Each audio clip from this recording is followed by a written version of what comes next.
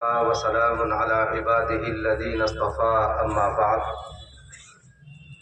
فقد قال النبي صلى الله عليه وسلم صنفان من أمتي إذا صلحا صلح الناس وإذا فسد الناس الأمراء والعلماء أو كما قال عليه الصلاة والسلام۔ اسٹیج پر تشریف فرما علماء کرام، مہمانان عظام، قوم کے لیڈران، چودھریان، دانشوران اور سامنے بیٹھے ہوئے میری قوم کے نوجوان بزرگوں اور معزز ساتھیوں، بہت ساری باتیں کام کی اور موضوع سے متعلق آ چکی ہیں، اور ہماری طرف سے ہمارے بڑے بھائی میرے محترم حضرت مولانا محمد یحییٰ صاحب کریمی دامت برکاتہم العالیہ نے تقریباً ہماری پورتی فرما دی، لیکن میرا نام لیا گیا تو مجھے بھی کچھ نہ کچھ باتیں کہنی پڑیں گی بھائی انشاءاللہ۔ پہلے نمبر پہ تو بات یہ ہے، جلسے کا عنوان ہے اصلاح معاشرہ۔ اصلاح اور معاشرہ یہ دونوں عربی کے لفظ ہیں۔ اصلاح کے معنی درست کرنا، ٹھیک کرنا، ریپیئر کرنا، اور معاشرہ کے معنی آپس میں رہن سہن، رہنا سہنا، زندگی گزارنا۔ یہ آج کا موضوع ہے اور اسی موضوع کے تحت آپ لوگوں کو جمع کیا گیا ہے۔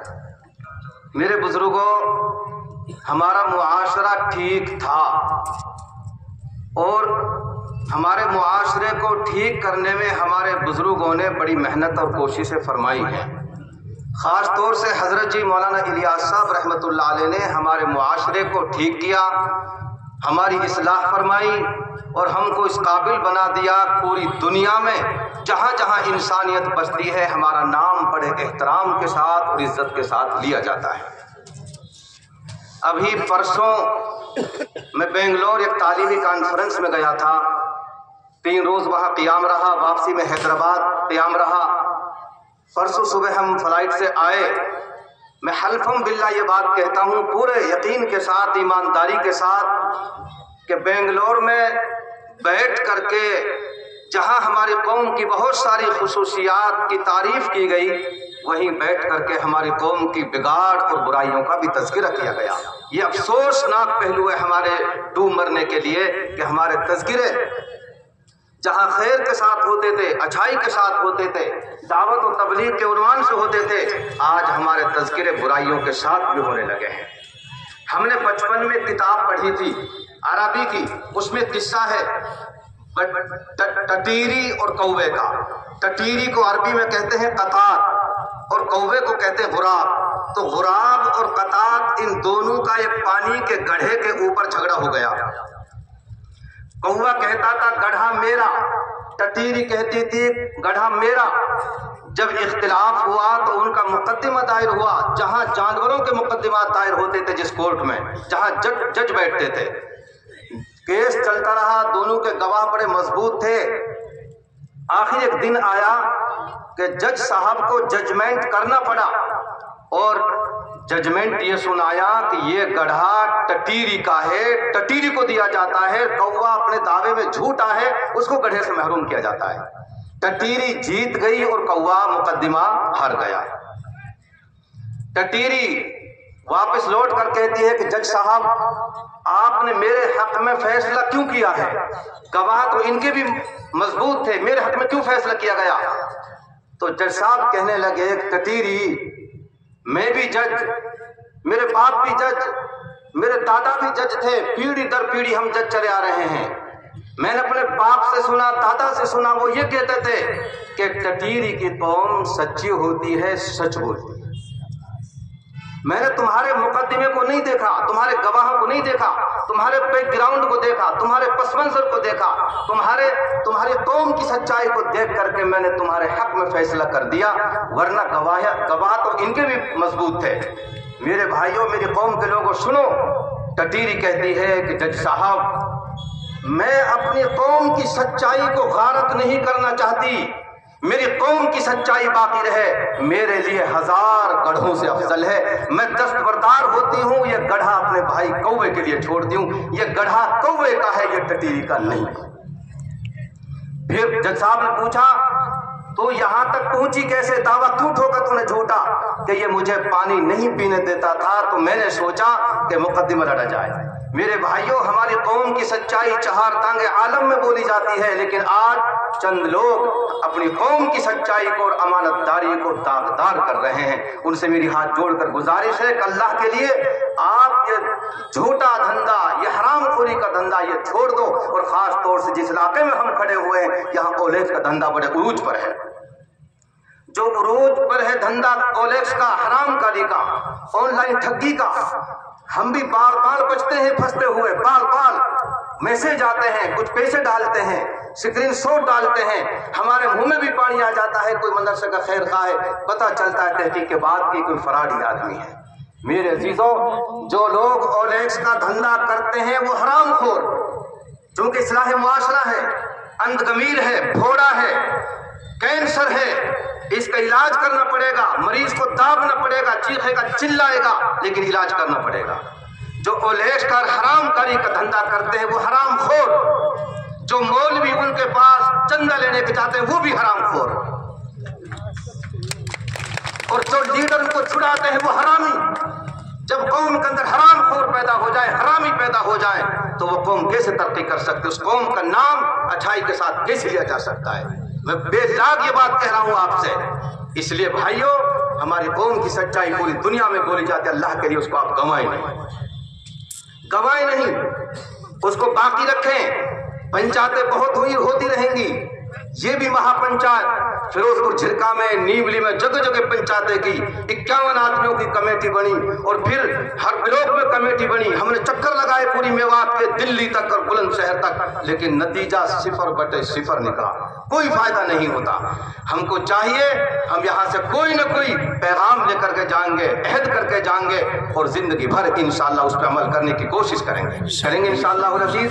میں نے اپنے ذہن و دماغ سے کل رات کو میں نے یہ طے کیا کہ مجھے اس پنچایت میں چلنا ہے، میں 10 باتیں آپ کے لیے لکھ کر لایا ہوں، 10 باتیں میرے ذہن میں اللہ نے ڈالی، میں آپ کو سناتا ہوں، اور آپ سب سے میں اس زمین پر، دھرتی پر بیٹھ کر کے آپ سے اقرار لیتا ہوں۔ پہلے نمبر پہ ہم سب یہ اقرار کریں کہ میں اپنے گھر کی شادیوں کو مکمل سنت رسول اللہ صلی اللہ علیہ وسلم کے مطابق منعقد کروں گا انشاءاللہ۔ یعنی ایسی شادیاں جن میں لڑکی والوں سے نہ جوڑے کی رقم لی جائے گی، نہ جہیز اور نہ نکاح کے دن کا کھانا، اور نہ سینکڑوں غیر ضروری مہمانوں کا عالیشان ولیمہ، اور نہ دوسری کوئی غیر اسلامی حرکت ہوگی جیسے ناچ، گانے، باجے، پٹاخے، بے پردگی وغیرہ۔ تو اس میں ہم اقرار کرتے ہیں کہ انشاءاللہ اپنی شادیاں سنت رسول اللہ کے مطابق ہیں۔ دوسری بات، نکاح کے دن لڑکی والوں سے کھانا لینے کی جو بدعت پیدا کر دی گئی ہے، ہم برات لے کر جائیں وہ کھانا کھلائے، بدعت ہے، اس کا کوئی ثبوت نہیں ہے قرآن و حدیث سے۔ نکاح کے دن لڑکی والوں سے کھانا لینے کی جو بدعت پیدا کر دی گئی ہے، اس کے خاتمے کے لیے میں نکاح کے فوری بعد ولیمہ کھلانے کا اہتمام کروں گا۔ مانا چھوڑوں گا، میں لڑکے والا ہوں تو ولیمہ میں کر کے کھلاؤں گا، بیٹی والے پہ کوئی وزن نہیں، کوئی برات کا کھانا کھلائے، ان کے لیے اہتمام کریں۔ نمبر 3، اگر اپنی بیٹی کے لیے لڑکا تلاش کروں گا تو لڑکے کے ذاتی مکان یا کمائی کو نہیں دیکھوں گا، بلکہ اس میں شرافت، دینداری اور خودداری تلاش کروں گا۔ ہم کیا دیکھتے ہیں؟ اچھا مکان ہے، اچھا دھندا ہے، اور بہت اچھا کام چل رہا ہے، چوبارے میں بیٹھے بیٹھے دنیا بھر سے اپنے اکاؤنٹ میں پیسہ کھینچ لیتے ہیں، اس لیے ہم نے بیٹے کو وہاں بہا دیا۔ ہم دینداری، شرافت اور خودداری کو دیکھیں گے۔ نمبر 4، اگر اپنے بیٹے کے لیے لڑکی تلاش کروں گا تو لڑکی کی خوبصورتی اور اعلیٰ تعلیم کے بجائے دینداری اور اعلیٰ کردار کو ترجیح دوں گا۔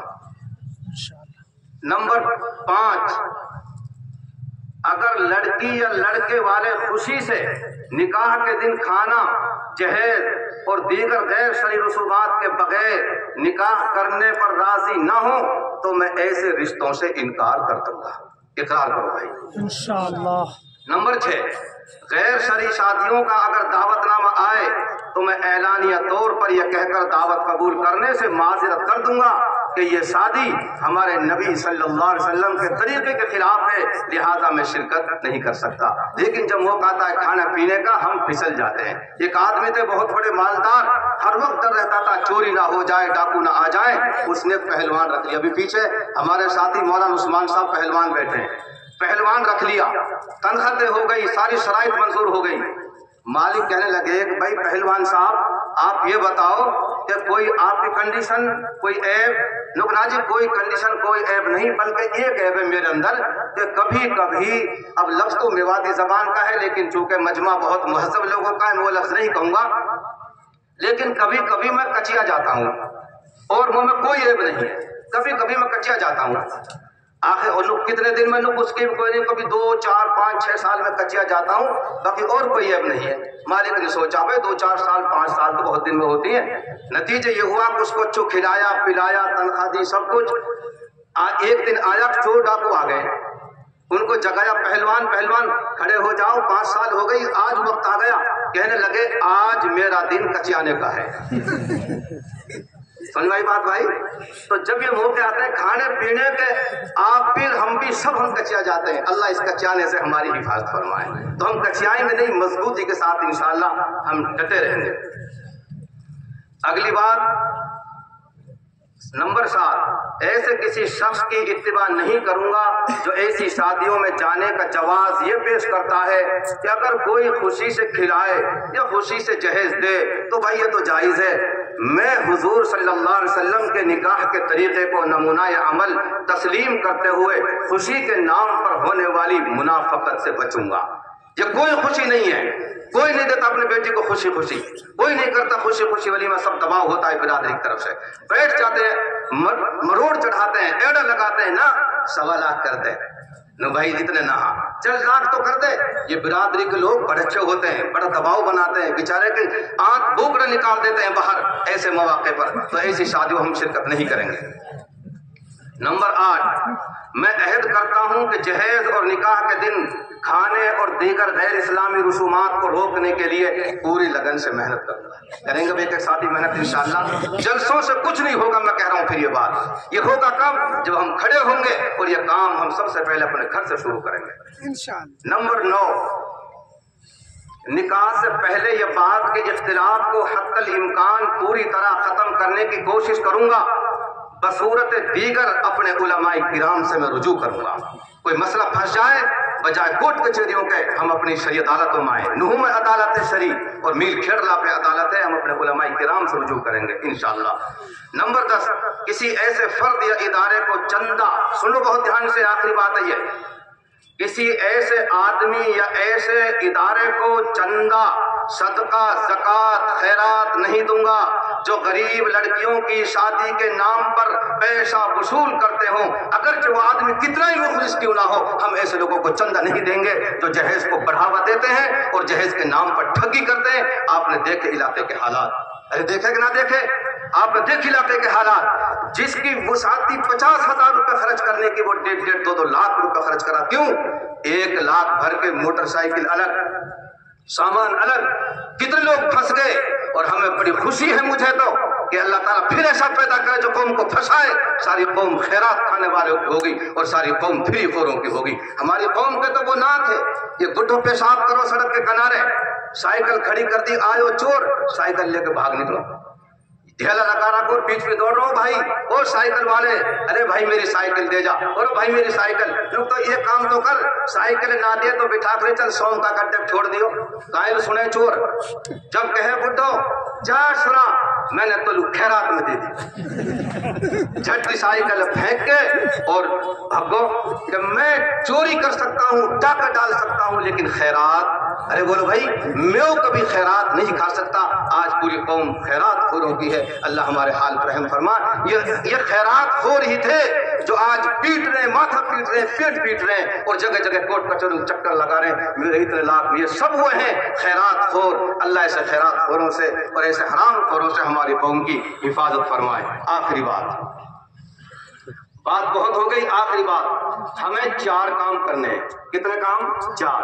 पहला काम ये करना है कि हमको तालीम चाहे दीनी हो चाहे असरी हो, तालीम पर पूरी तरीके से मेहनत करेंगे। और मैं मुबारकबाद देता हूँ भाई सी मुख्तार साहब को। ये मुझे अगरचे बाई फेस नहीं जानते, मैं इनके स्कूल में गया हूँ, मीर पब्लिक स्कूल में, मैं निज़ाम देखा है जब वहाँ मौलाना मुबीन साहब थे। मैं इनको मुबारकबाद पेश करता हूँ कि हमारी कौम के बच्चों को असली तालीम के लिए इन्होंने बेहतरीन इदारा बनाया। और मैं तमाम लीडरान से गुजारिश करता हूँ कि आप भी अच्छे अच्छे school, English medium school, girl school और बॉयज स्कूल हमारे लिए स्कूलों का इंतजाम करें। दूसरे नंबर पे रोजगार, हमारा हर बच्चा जवान रोजगार से जुड़ेगा इंशाअल्लाह। हम 100 रुपए, 200 रुपए, 500 रुपए से अपने बिजनेस शुरू करेंगे। इस उम्मत के सरदार हजरत अबू बकर सिद्दीक रज़ी अल्लाह ताला, उलमा की मौजूदगी में बोल रहा हूँ, पूरे एतमाद और कॉन्फिडेंस के साथ में बोल रहा हूँ, इस उम्मत के सरदार हजरत अबू बकर सिद्दीक रज़ी अल्लाह ताला अन्हु ताजिर थे और कोई साइकिल नहीं थी, बाइक नहीं थी, बैल गाड़ी नहीं थी। इस हाथ पे चादर लटका ली इस उम्मत के सरदार ने और क्या कहा, चादर लो चादर, चादर लो चादर। हाथ पे चादर लटका कर इस उम्मत के सरदार ने हजरत अबू बकर सिद्दीक रज़ी अल्लाह ताला ने अपने पेट भरने की हलाल तरीके से कोशिश की है। हम अपने बुजुर्गों के नक्शा कदम पर चलकर हम रोजगार अपनाएं और उसकी शक्लें निकालें। जितनी हमारी वुसअत है हम इस मैदान में आगे बढ़ें। अब मैं इसके फजीलत अगर सुनाऊं बिजनेस की, कसम खा के कह सकता हूँ 7 घंटा मैं बिजनेस पे और तिजारत तकरीर कर सकता हूँ। कुरान हदीस को 7 घंटा मुसलसल बिजनेस पे बोल सकता हूँ इंशाअल्लाह। इतनी स्टडी मैंने इस मौजू पर की है। अल्लाह हम कमल की तौफीक अता फरमाए। तीसरा काम हमको ये करना है, भाईचारा बना के रखना है। भाईचारा, हम चाहे कहीं अकलियत में चाहे अक्सरियत में, हम अपने भाईचारे को खराब नहीं होने देंगे। अपने हिंदू भाइयों को, सिख भाइयों को, ईसाई भाइयों को अपने सीने से लगाएंगे। जो भी हमारे भाईचारे को खत्म करने की कोशिश करेगा उसको हम नाकाम करेंगे और मुत्तहिद होकर उसके खिलाफ हम संघर्ष करेंगे। चौथे नंबर पे हम अपने उलमाए किराम की कदर करें। इसके बगैर मेरे दोस्तों चाराए कामनी ना आपकी दुनिया बन सकती है ना आपकी आखिरत संवर सकती है।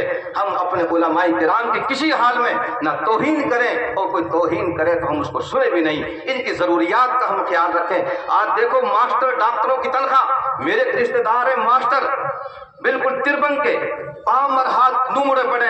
मैंने की मास्टर जी तनख्वाह जी, वो ये कम से कम 10 साल पुरानी बात है जी, वो 63,000 कुछ मिल रहे हैं। एक लंगड़ोर तिरबंग को मास्टर की तनख्वाह 63,000 कुछ मिल रहे हैं। मैंने कहा अल्लाह 63,000 के तुम कुछ रहे जो कुछ राजी, बस वो 63,000 कुछ मिल रहे हैं और फंड वंड कट के वो 70,000 पड़ जाती है।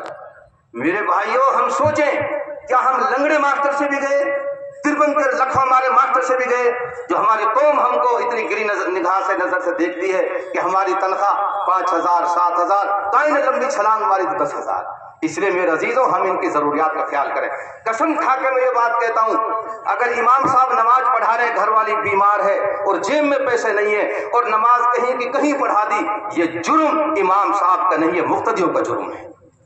ये मुक्तदियों के सर उसका गुनाह। अपने इमामों के लिए अच्छी तनख्वाह दें और उनके लिए अच्छे रहायशी मकान बनाएं, उनके मकाम और कदर मंजिल को समझें। ये 63,000 रुपए लेने वाला प्राइमरी का मास्टर जो 8 घंटा ड्यूटी देता है और ये उलमाए किराम बेचारे हमारी कितनी ड्यूटी देते हैं, 24 घंटा। हमारे हिंदू भाई लीडरान बैठे ये नहीं समझते हम 24 घंटा ड्यूटी देते हैं 10,000 रुपए में, दिन में रात में 24 घंटा ड्यूटी देते हैं और फिर हमारी जिम्मेदारियां मौलवी साहब, इमाम साहब, नुखा जी, या मुर्गा काटियो, मुर्गा काटो, मुर्गा ना काटो तो हमारा मस्जिद से इखराज कर दिया जाता है। मुर्गा काटो, झपटो हो जाए झपटे काटो, निजरे काटो। और ये तो बेवकूफ मेरे प्यारे लोग मौलवी साहब नुक एक भैंस हरी ना रोके, कोई नकल में बुल्लू का पट्टा, अब वहाँ भी हरी हम रोका, ये भी हमारी जिम्मेदारी है। आज तो भैंस को ले रो, कल को कहीं और को भी ले लो। अल्लाह अकबर, इतनी खिदमात 24 घंटा बेचारे देते हैं अल्लाह के लिए। हम इनकी खिदमात का एतराफ़ करते हुए इनकी कदर करें। अल्लाह ताला मुझे आप सबको कहने सुनने ज़्यादा अमल की तौफीक अता फरमाए। व आखिर दावाना अल्हम्दुलिल्लाहि रब्बिल आलमीन। आने वाली 3 नवंबर को 2024 इतवार के दिन, यही जो 3 नवंबर आ रही है, दिल्ली में जमीयत उलमा हिंद के बैनर तले हजरत मौलाना सैयद अरशद मदनी दामत बरकातुहुल आलिया ने एक अजीम शान कॉन्फ्रेंस बुलाई है। मैं उसका नौता दावत देता हूँ आप लोगों को 3 तारीख में तहफ़्फ़ुज़ आइन कॉन्फ्रेंस में आप पहुँचे। और हमारे सीताराम जी ये फरमा रहे थे कि भाई मैं मदरसों के लिए कंप्यूटर फला चीज, मैं कहता हूँ हमें आपके कंप्यूटरों की कोई जरूरत नहीं है, हमें जरूरत इस बात की है कि हमारे मदरसे जिस हाल में चल रहे हैं उस हाल में चलने दो, बस हम आपसे दरख्वास्त करते हैं। बहुत बहुत शुक्रिया, जज़ाकुमुल्लाह। अस्सलामु अलैकुम व रहमतुल्लाहि व बरकातुहू।